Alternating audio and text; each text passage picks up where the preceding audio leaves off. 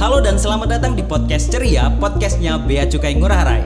Hari ini kita akan membahas tentang tugas dan fungsi unit kepatuhan internal dan hubungannya dengan pelayanan kepada masyarakat nih Pak. Di situ disebutkan tugas daripada unit kepatuhan internal adalah melaksanakan penegakan kepatuhan internal atas dasar 4 fungsi. Kalau ada pengaduan dari masyarakat, itu tindak lanjutnya seperti apa sih Dan? Tidak menutup fakta bahwa di lapangan sekarang banyak penipuan yang mengatasnamakan Bea Cukai. Itu paling tidak ada 5 tahapan kita untuk mengelola pengaduan masyarakat. Terkait dengan tadi yang Mas Indra tanyakan, terkait dengan penipuan yang mengatasnamakan Bea Cukai, ini paling sering kita terima di kantor Bea Cukai Ngurah Rai. Boleh dibilang itu isinya kebanyakan terkait dengan penipuan mengatasnamakan Bea dan Cukai.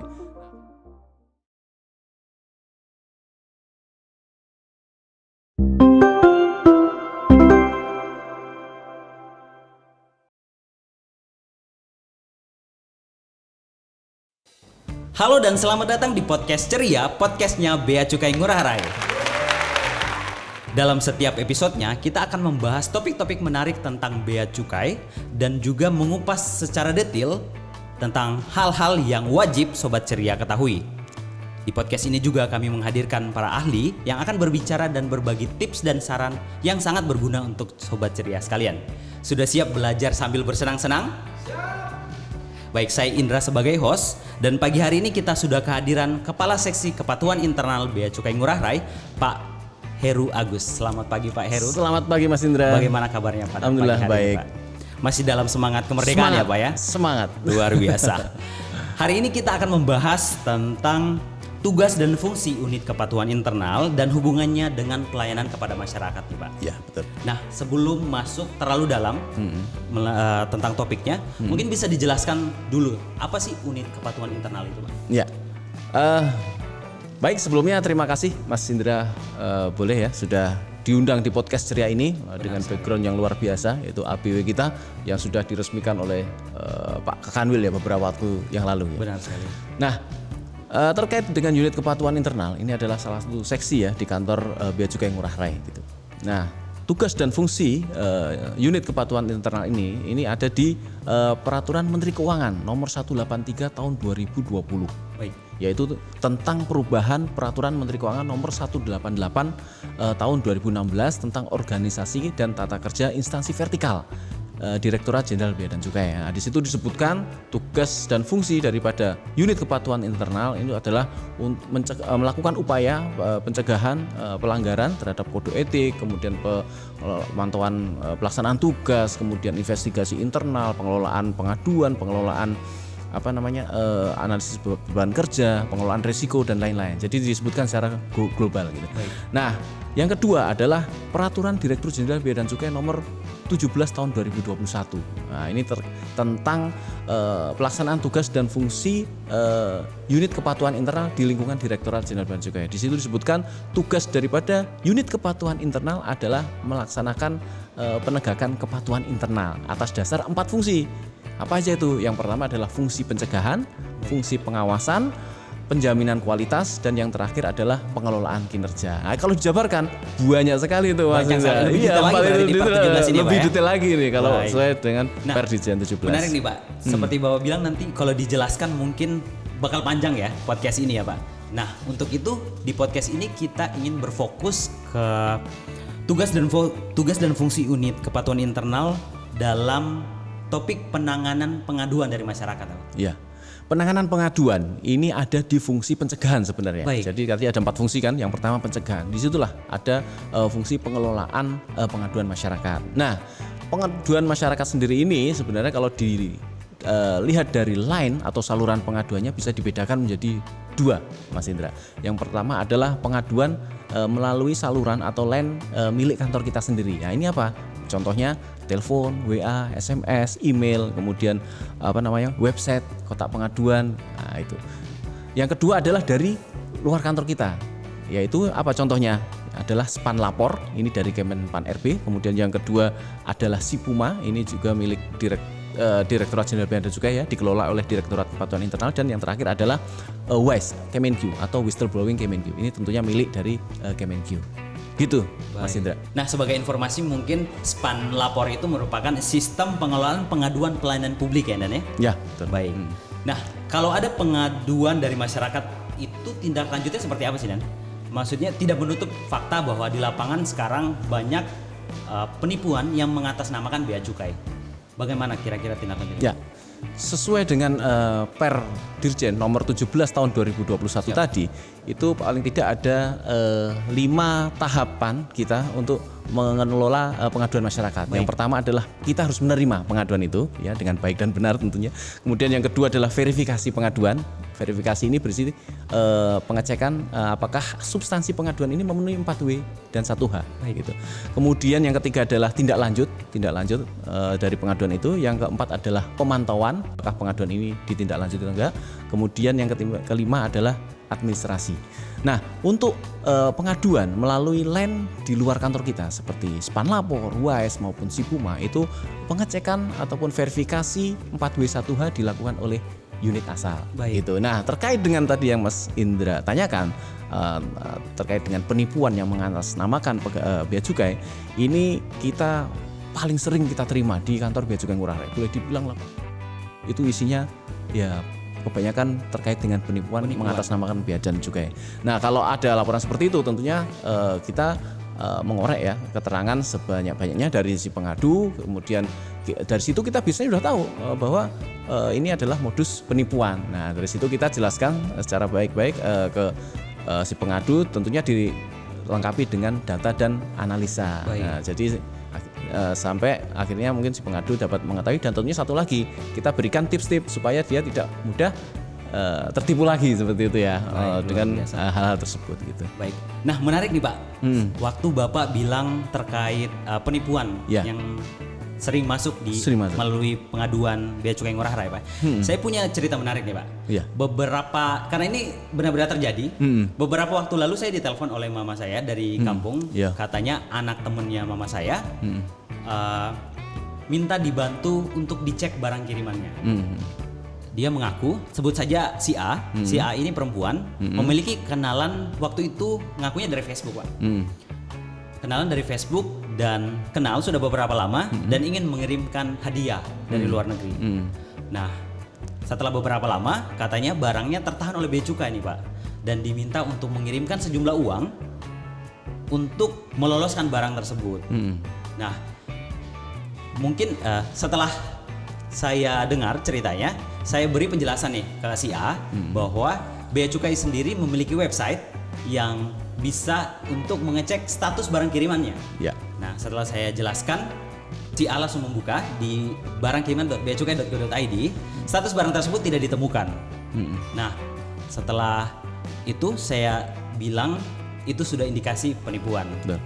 Nah, untuk orang-orang seperti si A tadi, Pak, kemana mereka harus mengadu jika mendapatkan indikasi-indikasi penipuan seperti tadi? Ya, sebenarnya apa yang dijelaskan Mas Indra sudah benar itu ya. Artinya teman-teman ataupun masyarakat apabila dihubungi oleh seseorang mengaku petugas bea cukai, barangnya ditahan, mensyaratkan pembayaran ataupun pengiriman uang, itu bisa mengecek secara mandiri ya melalui line website Direktorat Jenderal Bea Cukai yang Mas Indra sebutin tadi. Di situ dengan memasukkan nomor packing list atau nomor register itu bisa diketahui barang itu ada atau enggak dan sampai tahap mana.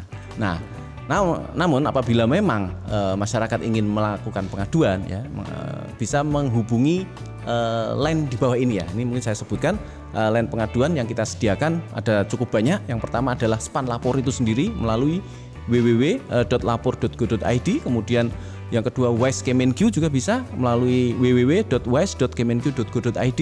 Kemudian dari SIPUMA, ini aplikasi pengaduan masyarakat Direktorat Jenderal Bea Cukai melalui www.beacukai.go.id/pengaduan. Kemudian website Bea Cukai Ngurah Rai. Ini juga ada, yaitu di website bcngurahrai.beacukai.go.id/pengaduan. Kemudian email pengaduan kami ada juga kppbc.ngurahrai@customs.go.id. Kemudian WhatsApp atau SMS pengaduan itu di 0811 3890 991. Kemudian telepon melalui 0361 935 1035. Nah, apabila pengen datang langsung silahkan juga bisa datang ke kantor kami di Bea Cukai Ngurah Rai ataupun memasukkan ke kotak-kotak pengaduan yang ada baik di kantor ini maupun di kantor pos Lalu Bea, karena kantor pos Lalu Bea juga merupakan area pengawasan ya, area lingkup area dari Bea Cukai Ngurah Rai begitu. Luar ya. biasa. Jadi bisa disampaikan secara online maupun datang langsung offline. ke kantor Iya, Bea Cukai Ngurah Rai. Luar biasa.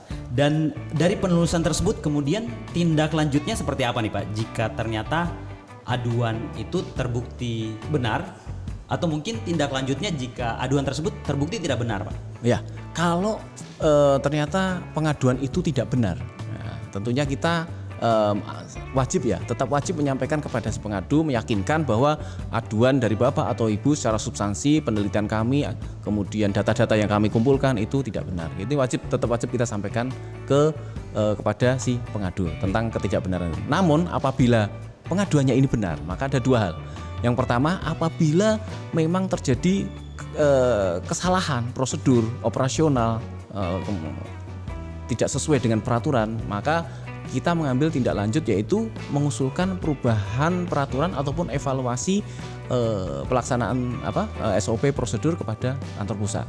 Nah, yang kedua, apabila ada dugaan pelanggaran kode etik disiplin pegawai, maka kita akan meneliti menginvestigasi, mengumpulkan bahan dan keterangan dan bisa berlanjut kepada investigasi internal. Biasa, berarti unit kepatuhan internal benar-benar serius ya? Serius. Dalam penanganan pengaduan masyarakat. Masyarakat. Ya? Nah, dari penjelasan tadi nih Pak, ya, mungkin bisa berbagi cerita tentang proses penanganan yang pernah Bapak lakukan di Bea Cukai Ngurah Rai Pak. Ya, jadi cukup banyak ya Mas Indra yang pernah kita tangani di Bea Cukai Ngurah Rai ini, tapi saya ceritakan satu aja. Boleh satu banget aja Pak. yang saya ingat ya. Jadi kemarin itu mungkin beberapa bulan yang lalu ada salah seorang sebut saja namanya ES. ES ini dia dari biro travel ya, biro perjalanan. Jadi dia awalnya tuh nge-tweet sebenarnya. Dia menginformasikan bahwa salah satu customernya itu datang dari luar negeri itu mendapat perlakuan yang tidak sopan gitu dari petugas Bea Cukai Ngurah Rai yang dalam tanda kutip mungkin mohon maaf ya, itu kayak ditelanjangi seperti itu karena diduga membawa barang yang terlarang. Nah, setelah itu kami berkoordinasi dengan seksi PLI, kemudian juga Humas Kantor Pusat, karena ini tweet ya, sudah marah lah istilahnya gitu.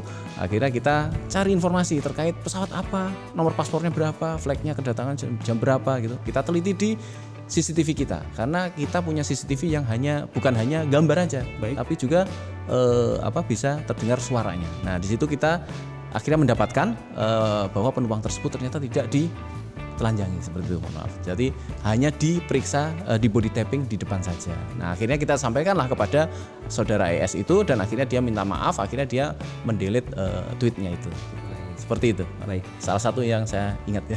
Dan dapat dipastikan berarti penanganannya sesuai prosedur ya Pak ya? Ya? Dan aduannya terbukti tidak benar gitu ya. Terbukti tidak benar. Baik, luar biasa.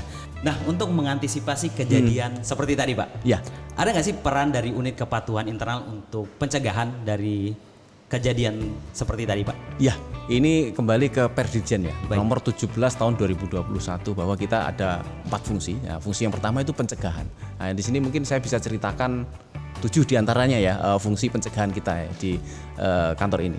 Yang pertama adalah kita melakukan pembinaan mental, Mas. Jadi pembinaan mental kepada seluruh pegawai kita laksanakan setiap kuartal dengan mendatangkan narasumber yang berkompeten dan tentunya menjadi role model integritas. Ya, yang kita undang bukan hanya pegawai kita, tapi ada juga pegawai Sekemenku, seprovinsi Bali dan tentunya pegawai Bea Cukai Sekanwil Bali, NTB dan NTT. Itu yang pertama. Terus yang kedua, kita melakukan edukasi pencegahan korupsi, pelanggaran kode etik dan perilaku. Nah, ini juga kita laksanakan secara rutin tiap tahun dan ini berbalut di program PPIP namanya, yaitu program peningkatan integritas pegawai, yang mana ini langsung dipantau oleh Direktorat Kepatuhan Internal Kantor Pusat. Baik. Jadi harus itu wajib untuk semua pegawai. Jadi harus dilaksanakan. Kalau enggak ya kita kantor kita warnanya merah lah ikunya. Baik. Lalu yang ketiga, kita melakukan pengendalian gratifikasi. Mungkin Mas Indra tahu kita memiliki UPG ya, unit pengendali gratifikasi. Itu pun ada program kerja ataupun rencana aksinya. Jadi salah satunya juga kita melakukan edukasi, internalisasi kepada teman-teman pegawai di kantor ini terkait deteksi dini tindakan-tindakan terkait gratifikasi gitu. Kemudian yang keempat adalah pemantauan perilaku dan gaya hidup pegawai. Nah, ini kerjaan di salah satu pekerjaan di seksi kepatuhan internal adalah FRS gitu ya. FRS ini di sini bisa mendeteksi titik-titik rawan dan juga pola hidup ataupun pegawai-pegawai yang terindikasi awal melakukan gratifikasi. Ya, saya nggak bisa menyampaikan ya karena analisa pegawainya ini agak rahasia. Rahasia, Pak. Confidential. Iya, benar. Yang kelima mungkin pemantauan pemenuhan kewajiban pegawai dalam pelaporan harta kekayaan. Nah, ini ada dua. Yang pertama LHKPN-nya KPK ya. Yang kedua adalah melalui LHK-nya atau Alfa ya kalau kita ya. LHK-nya Kementerian Keuangan. Ini kita semua wajib ya. Tiap tahun bulan Februari itu 100% kita dituntut untuk melaporkan harta kekayaan kita gitu. Yang kemudian yang keenam adalah pemantauan zona integritas. Nah, kita semua tahu kantor-kantor pemerintahan berlomba-lomba ya untuk mendapatkan predikat WBK dan WBBM. Kita kebetulan alhamdulillah 2018 sudah WBK, wilayah bebas korupsi, dan wilayah birokrasi bersih melayani tahun 2020 kita sudah meraih. Nah, dari situ dengan adanya predikat WBK dan WBBM tentunya tata kelola kita sudah mengarah kepada anti gratifikasi ya. Nah, yang terakhir yang kita bahas tadi yaitu melalui pengelolaan pengaduan masyarakat. Ini juga salah satu tindakan pencegahan kita, Mas Indra. Mungkin itu 7 di antara tindakan pencegahan. Ya, Pak ya. Nah, terakhir nih Pak, mungkin bisa diberikan tips dan trik kepada Sobat Ceria yang mendengarkan jika menemukan indikasi pelanggaran di lapangan yang dilakukan oleh petugas bea cukai. Gimana Pak? Ya, yang pertama saya sampaikan mungkin terkait ini ya, apabila mengalami penipuan yang diduga ataupun yang mengaku sebagai petugas bea dan cukai, ini semua teman-teman ataupun masyarakat harus paham modusnya. Umumnya modusnya seperti saya sampaikan tadi adalah perkenalan melalui dunia maya ya Mas Indra ya. Mungkin pertama ngobrol-ngobrol dengan orang luar negeri, kemudian dijanjiin gift ataupun hadiah, kemudian dikirim, kemudian kita dihubungi oleh seseorang yang mengaku petugas bea cukai ataupun petugas ekspedisi.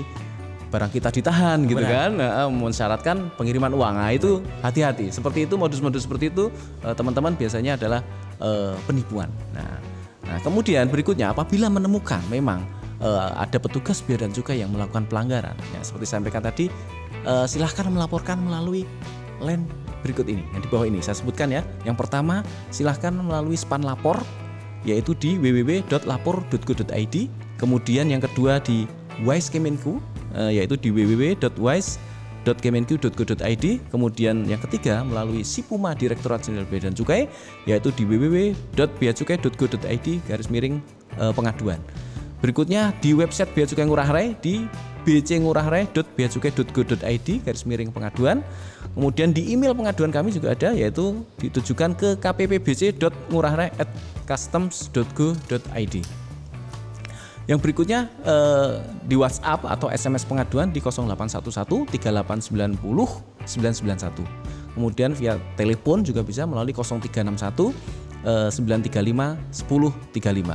Selain itu bisa datang langsung ke kantor kami di kantor Bea Cukai Ngurah Rai ataupun masukkan ke kotak saran atau kotak pengaduan. Nah, perlu diketahui teman-teman atau masyarakat bahwa pengaduan ini kami akan menjaga data diri privasi dari si pengadu. Baik, gitu. Berarti aman ya untuk pelapor ya Pak? Aman, tidak akan diungkap ya. Selain itu juga bisa menggunakan nama anonim. Nah, yang terpenting adalah apa coba? Substansinya harus memenuhi 4W 1H gitu. Itu yang terpenting tadi. Iya, betul. Baik. Wah, luar biasa ya. Sudah dikasih tips dan saran nih untuk para pendengar sekalian. Namun kita harus mengakhiri diskusi kita pada pagi hari ini. Terima kasih Pak Heru sudah berkenan datang dan berbagi ilmu yang sudah dan tentunya bermanfaat untuk kita semua. Dan terima kasih. Semoga bertemu lagi di kesempatan yang lain dengan topik yang berbeda pula. Siap. Ya? Terima kasih Mas Indra. Menutup episode kali ini, terima kasih telah menyimak pembicaraan kami di podcast Ceria. Kami berharap Sobat Ceria sekalian dapat menerima informasi dan dapat memahami bea cukai lebih baik lagi. Dan kami juga mengundang untuk Sobat Ceria dapat berkomunikasi dengan kami melalui kolom komentar dan juga umpan balik terkait topik-topik yang ingin Sobat Ceria dengarkan di episode selanjutnya. Sampai jumpa di episode selanjutnya di Podcast Ceria, podcastnya Bea Cukai Ngurah Rai.